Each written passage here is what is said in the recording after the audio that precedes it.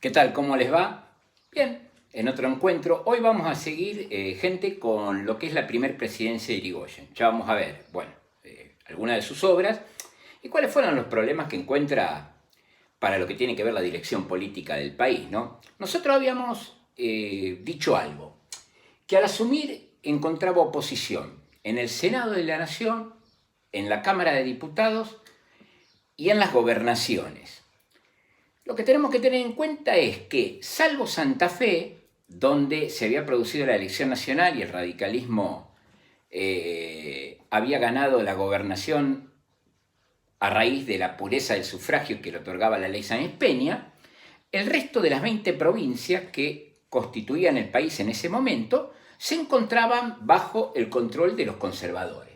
Por eso, ¿cuál va a ser el primer objetivo de gobierno que tiene Hipólito Yrigoyen? Es depurar esas estructuras provinciales que se habían formado de acuerdo, entre comillas decimos, a aquellos gobiernos de familia. Bien, entonces no le costó mucho poder declarar la intervención federal a estas provincias, ya que estos gobiernos habían sido electos en forma ilegítima. Pero, ¿qué va a pasar acá?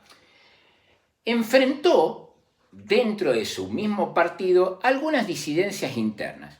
Y acá yo les voy a dar el ejemplo, a través de lo que tienen que ver las intervenciones, de dos provincias, que van a ser Mendoza y San Juan. En el caso de Mendoza, Mendoza va a ser intervenida en el año 1917. Se encontraba bajo la gobernación de un amigo de Hipólito Yrigoyen, que era el gaucho José Lencinas, que si bien este gobernador había logrado en su provincia algunas conquistas, como lo fue lo de las 8 horas de trabajo diario y establecer un salario mínimo, se cometían severos abusos por parte de los lencinistas, así podemos llamarlos, ¿no? Con respecto a lo que tenían que ver la dirección política, o sea, en el Ejecutivo, y ni hablar dentro del Poder Judicial.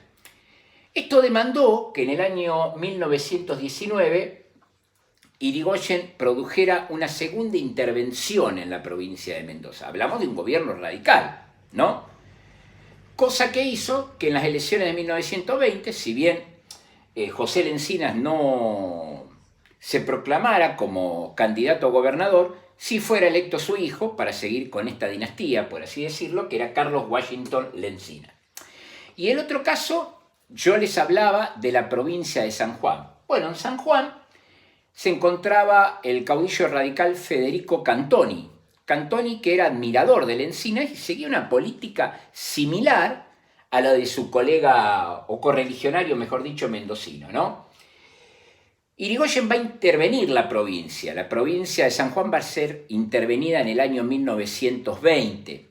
Yrigoyen tenía su propio candidato para proponer en las elecciones sanjuaninas, que era el radical Amable Jones, el cual antes de las elecciones va a ser asesinado.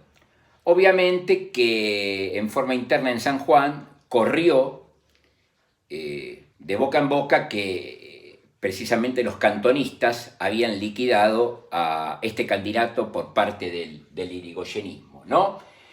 Bien, esto obligó que ante una nueva elección de Cantoni y que el sistema fuera similar a lo que estaba ocurriendo en Mendoza, ¿no? Fuertes abusos en lo que tenía que ver el ejecutivo y el judicial, Yrigoyen enviara una nueva intervención a la provincia, ¿no? Con la intervención de lo que era el Ejército Nacional. Bueno, Cantoni lo que va a hacer de esto, se va a separar del irigoyenismo, ya comenzamos a ver las grietas también que se producían en el interior de la Unión Cívica Radical, y va a formar lo que se denominó la Unión Cívica Radical Bloquista. ¿Qué podemos sacar como consecuencia de todo esto? Bien, que en tanto en Mendoza como en San Juan, estos radicalismos se puede decir que tomaron formas populistas, alejados obviamente de lo que tiene que ver el irigoyenismo, ¿no? Y Aldo Cantoni, hijo de quien nosotros nombramos recientemente, Federico Cantoni, que va a ser gobernador de la provincia en 1926, ¿no? Decide alejarse definitivamente del irigoyenismo. ¿Y a quién van a apoyar? Obviamente que van a apoyar a lo que podemos decir que es la derecha del Partido Radical, o sea que se van a sumar a Marcelo Torcuato de Alvear. Bueno, no solamente este problema interno va a sufrir el irigoyenismo, por así decirlo, en su gobierno, también, que después vamos a ver dentro de las obras qué pasó en el ejército va a asomar una oposición a lo que tiene que ver Hipólito Yrigoyen. Esto tiene que ver con ciertos manejos que el presidente hizo dentro del ejército, que ya después se los voy a mencionar, ¿no? Bueno, va a surgir dentro del ejército lo que se llamó la Logia General San Martín, con algunos personajes que van a ser muy conocidos en la historia posterior que estamos viendo nosotros, más que nada en la década del 30, ustedes los van a ver. Esta logia, que estaba integrada por los militares Arturo Rawson, por Pedro Ramírez, por Juan Pistarini, los van a ver más que nada cuando ya se vayan metiendo en la etapa peronista. Y también podemos nombrar acá a Carlos von der Berg. Estos militares que comenzaron a hacer oposición a Irigoyen por ciertos cuestionamientos que los mismos le hacen del manejo de lo que tiene que ver el ejército. Si me tengo que referir al gobierno y obras de gobierno, bueno, podemos decir que el ferrocarril siguió teniendo impulso durante esta primer presidencia de Irigoyen, más que nada para desarrollar, como veníamos diciendo nosotros, todo lo que es el aparato del modelo agroexportador. Comienza ya a haber una idea de nacionalizar ciertos ramales del ferrocarril. Como nosotros mencionamos en algunos de los encuentros pasados, el capital británico estaba presente en lo que tiene que ver los temas de los ferrocarriles, ¿no? Se establecieron leyes sobre salario, sobre todo salario mínimo. También es destacable, porque es de este periodo, y por eso yo lo mencioné también cuando hablé lo del Encinas en Mendoza, la obligatoriedad de las 8 horas de trabajo es típico, una de las obras importantes, podemos decir, de este gobierno, ¿no? Y en materia de lo que tiene que ver la exportación de granos, que yo también se los mencioné a ustedes en algunos cortos que tuvimos clases pasadas, la presencia ya de empresas muy importantes.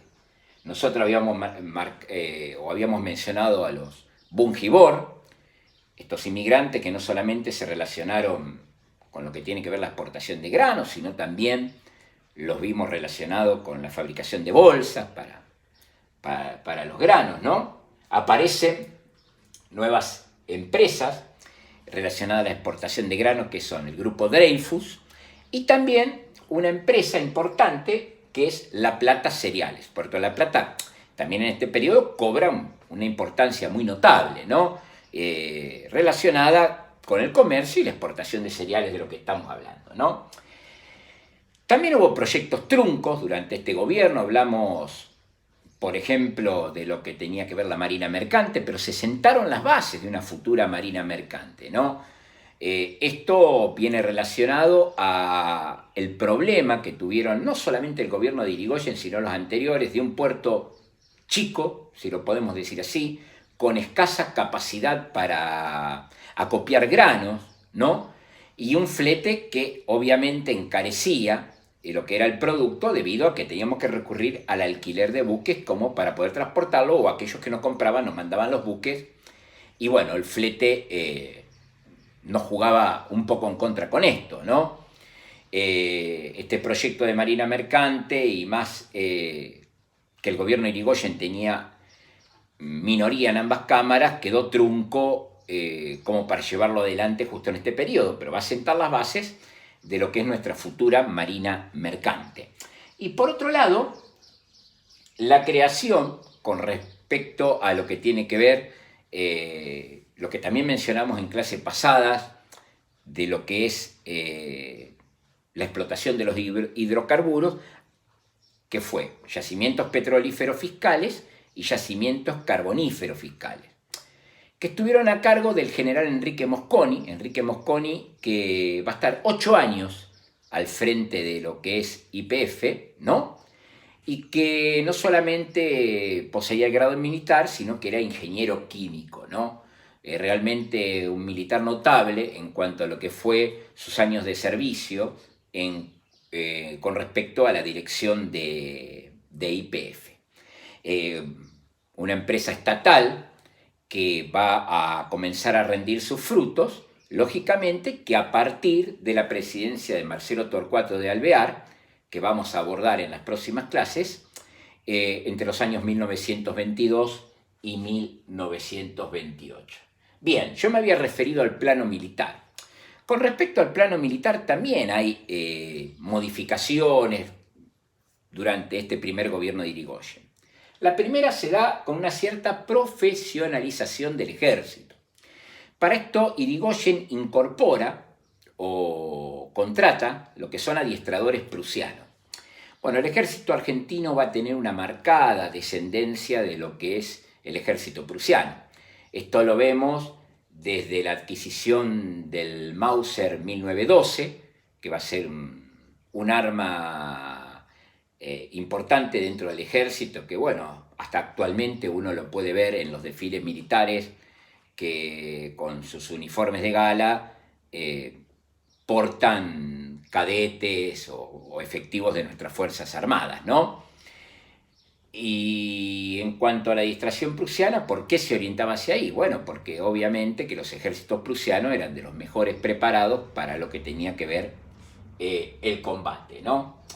El ejército toma una cierta importancia en todo esto y en estos gobiernos. ¿Por qué? Porque nosotros los vamos a ver como agentes que van a reprimir los levantamientos o las huelgas en distintas partes de nuestro país. ¿Y dónde va a venir la queja? Porque yo les hablé anteriormente de lo que era la creación de la Logia General San Martín. Bueno, el gobierno de Irigoyen incorporó al ejército a aquellos militares que habían quedado cesanteados, muchos de ellos presos, en las revoluciones de 1890, de 1903 y la de 1905.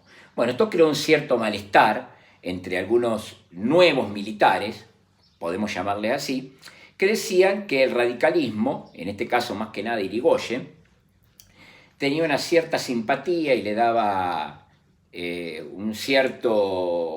una más importancia a aquellos militares que había reincorporado que a los jóvenes cuadros que se estaban formando dentro del ejército. Eso no estuvo muy bien visto. Y en el aspecto educativo, más allá de seguir con las creaciones de escuelas, como todos los gobiernos, hay algo que va a marcar un antecedente, sobre todo en América, podemos decir, que es la reforma universitaria del año 1918. Bueno, ¿qué fue esto de la reforma universitaria de 1918? Va a tener como epicentro la provincia de Córdoba. Córdoba siempre ligada a grandes hechos de lo que tiene que ver nuestra vida nacional, ¿no? Ustedes lo van a volver a ver seguramente el año que viene cuando cursen Argentina de cuarto, con un hecho importantísimo que fue en el año 1969 el Cordobazo. Bien, ¿qué es esto de la reforma universitaria? Como primera cosa decimos que la universidad siempre fue en nuestro país, más que nada hasta este momento, un foco importante de control ideológico para las clases que nos venían gobernando anteriormente a la ley Sáenz Peña, ¿no? Y un centro educador en valores políticos, más que nada, de esta clase conservadora. Convengamos que era una universidad muy restrictiva en cuanto al ingreso de aquellos que no pertenecían a una élite.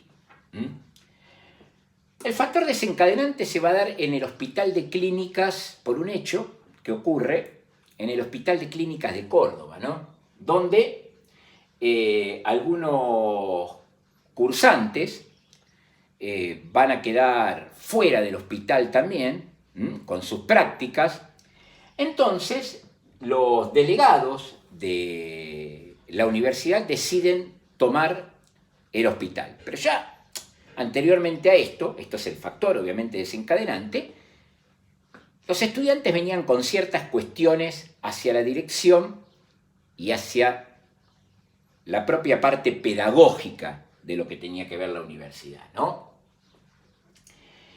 Esto produce una reacción prácticamente en cadena de los hechos de Córdoba en lo que es la Universidad de Buenos Aires y lógicamente que en la Universidad Nacional de La Plata. ¿Qué hace el Consejo Superior Universitario de la Universidad de Córdoba? La clausura a la universidad. Esto hace que surjan ciertas corrientes importantes, universitarias, defensoras de los derechos de los estudiantes, que van a ser. En la UBA, la Federación Universitaria Argentina. Y lo que es en la Universidad de Córdoba, la Federación Universitaria Cordobesa. Yo se los nombro porque de aquí en más quedan constituidas estas organizaciones que, lógicamente, van a ir hacia el reclamo de los estudiantes.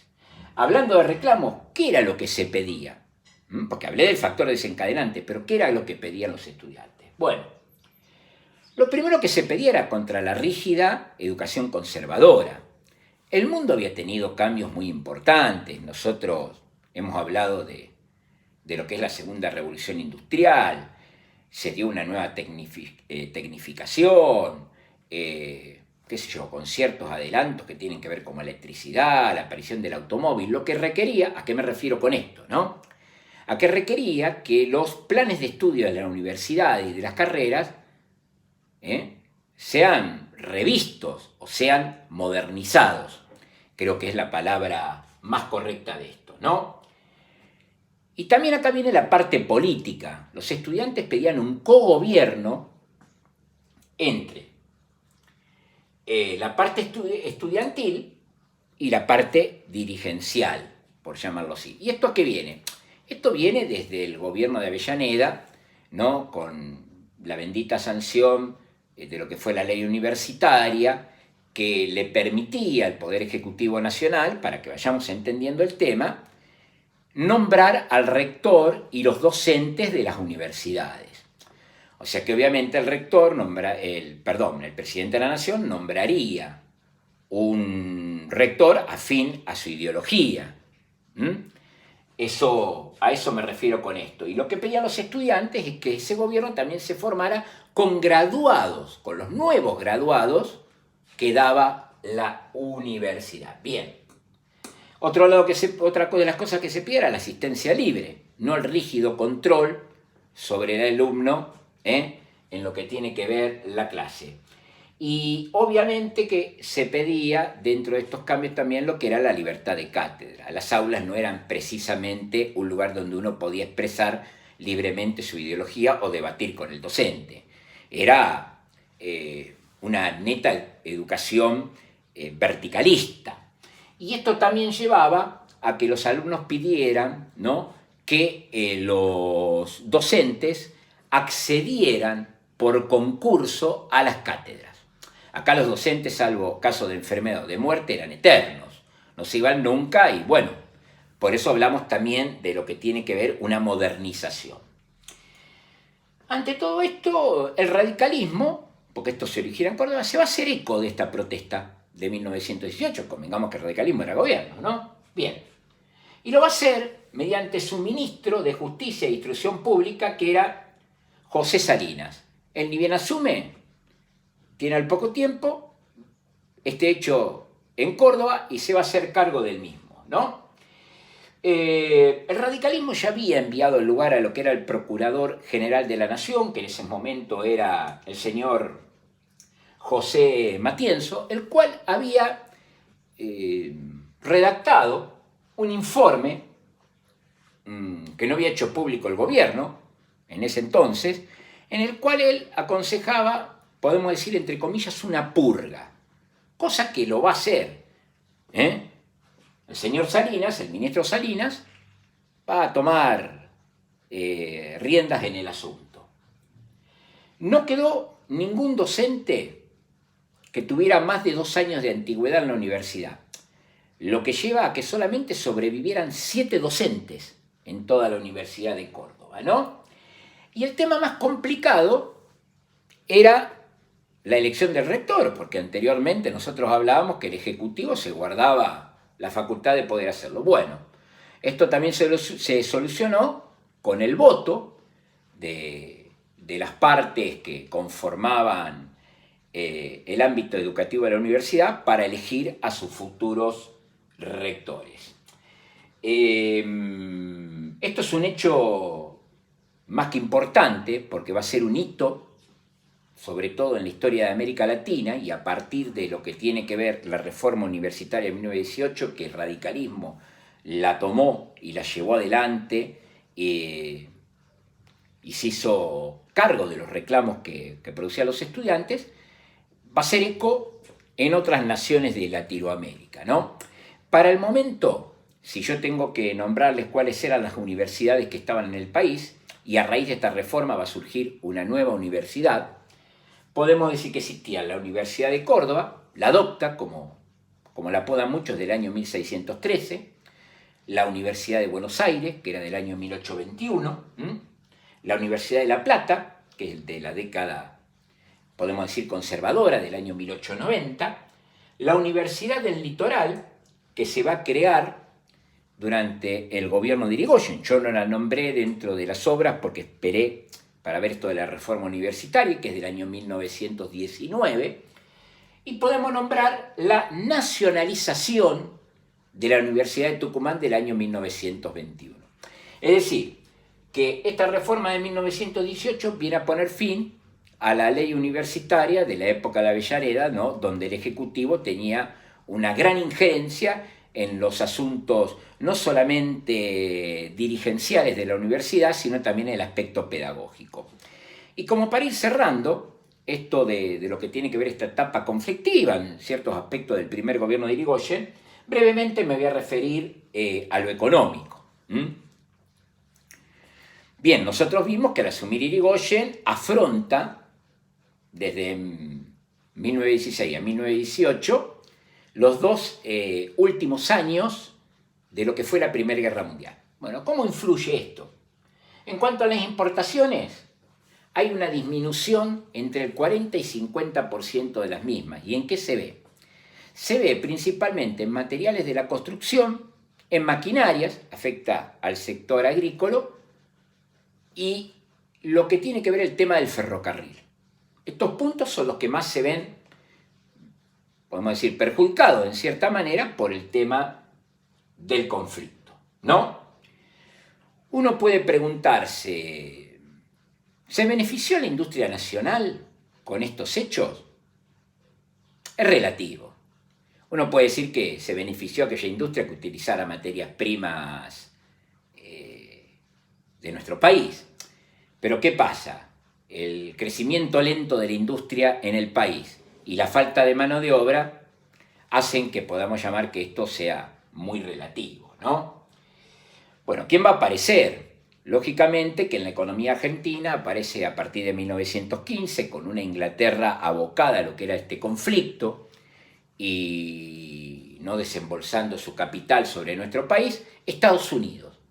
Que Estados Unidos va a duplicar las exportaciones de nuestro país y sobre todo eran exportaciones de productos de consumo masivo, lo que tenía que ver con la parte de elementos domésticos, lo que tenía que ver con la parte de productos de consumo alimenticio. Ahí va a estar referido. Nosotros hicimos un breve comentario sobre qué tipo de industrias fueron surgiendo en nuestro país, ¿no?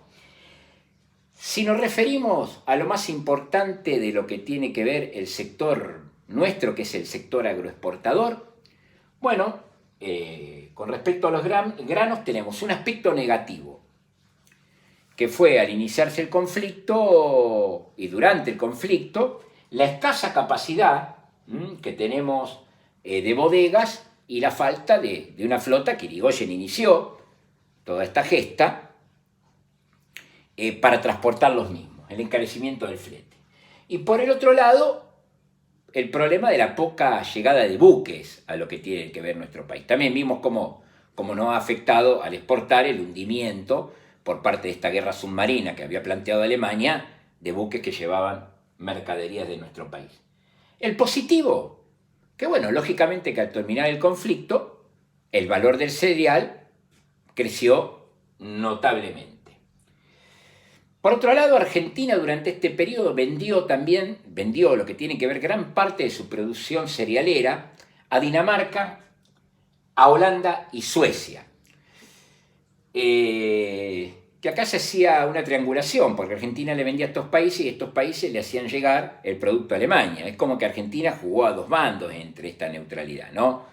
Obviamente que ligada a Inglaterra, pero a lo vez, al venderle a estos países le vendían estos granos a Alemania. Lo que llevó a que no llegara un apriete por parte de los bancos Estados Unidos, quienes eran también los que inyectaban dinero dentro de nuestro país, a razón de lo que eran los préstamos. Y Estados Unidos, bueno, hizo que esto se cortara, podemos decirlo así de esta manera, diciendo que solamente nuestro país le podía vender a los aliados. O sea que fue contra nuestra propia autonomía, pero era políticamente peligroso seguir haciendo esto, ¿no?